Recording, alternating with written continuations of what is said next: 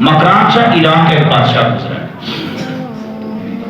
سیر کرنے کے لیے نکلا، ایک جنگل میں گیا، ایک گائے دیکھی، چرنے والی گائے ہے، موٹی تازی گائے ہے۔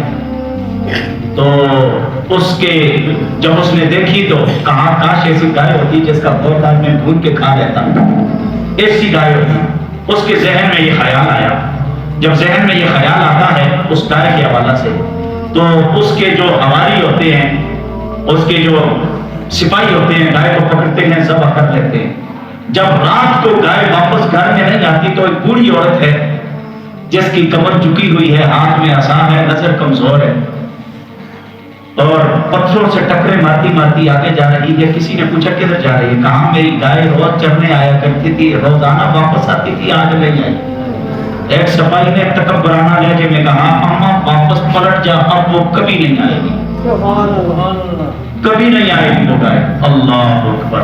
اس عورت نے کہا کیوں، ہوا کیا؟ کہا ہمارے بادشاہ کو اچھی لگی، رعایا کا مال ہے، اچھی لگی، اس نے کھا لی۔ اس نے کہا اچھا بادشاہ کب واپس آئے گا؟ کہا 2 دن بعد اس کا اسی پل سے گزر ہونا ہے۔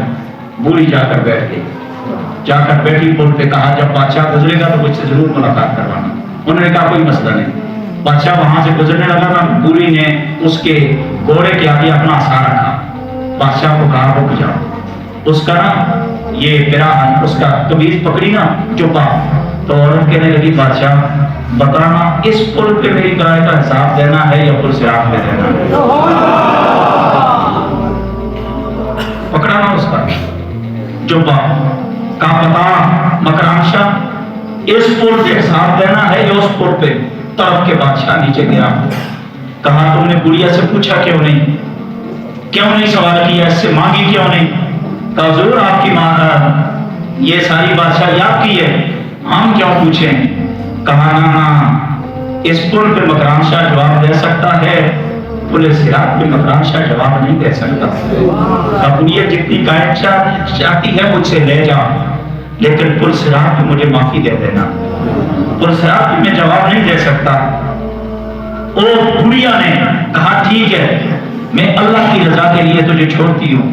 جب اس کی زبان سے یہ جملہ نکلا تو بادشاہ نے کہا تو مجھے اللہ کی رضا پہ چھوڑتی ہے تو میں اپنی ساری نیکیوں میں مرتے دم تک تیرا حصہ کرتا رکھوں گا۔